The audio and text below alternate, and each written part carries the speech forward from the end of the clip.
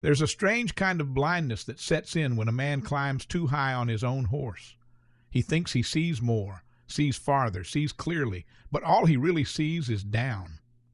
Down at the people walking, down at the ones who stumbled, down at those who never got up on anything to begin with. That's the danger of pride. Not that it swells you, but that it separates you, that it takes you out of the common lot of humanity and convinces you quietly that you belong somewhere loftier. But I've come to believe that the higher a man rides in his own mind, the more likely he is to fall in real life. Not just because pride goes before a fall, but because pride is a fall. The fall has already happened. It just hasn't hit the ground yet. Pride is not the same as confidence. Confidence is the knowledge of what you can do. Pride is the belief that no one else can touch you. Confidence is rooted in reality. Pride is built on illusion. And the illusion is this, that you are somehow beyond correction, beyond failure, beyond fault. The moment you start believing that, you're in trouble. Because the truth is, we are all one bad decision, one harsh word, one blind spot away from becoming the very person we once judged. And when you're high on your horse, you don't see it coming. You see it everywhere if you know how to look. Pride that ruins friendships. Pride that poisons marriages. Pride that infects churches and offices and movements. Pride that walks into the room like it owns it and leaves behind a bitter silence. It's the man who won't admit he's wrong. The woman who won't say she's sorry.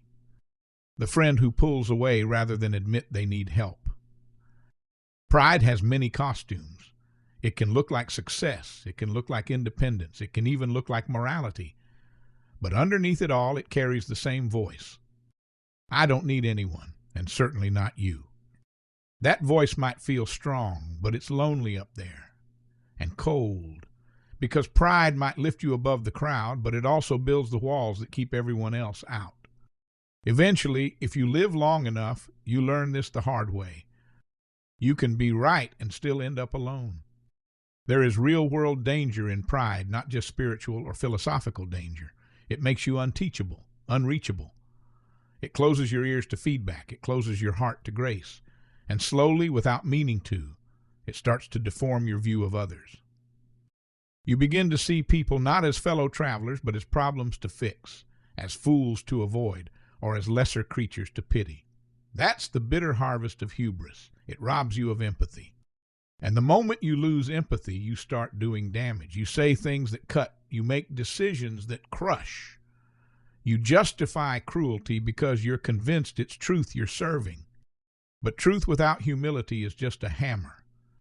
And eventually that hammer swings back. If you are riding high today, let me offer a gentle warning. Come down while you still can. Step down, not in shame, not in weakness, but in wisdom.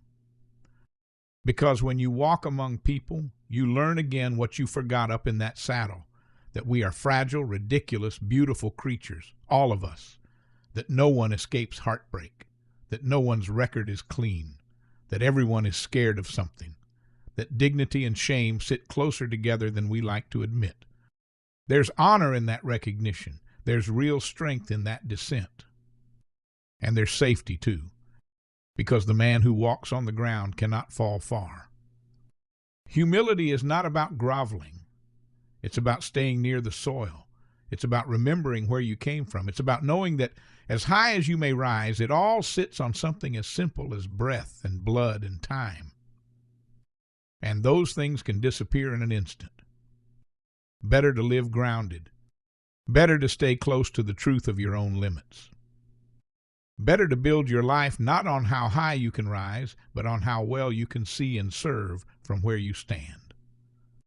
That kind of life doesn't shine as quickly, but it lasts. So if you feel the stir of pride rising, pause.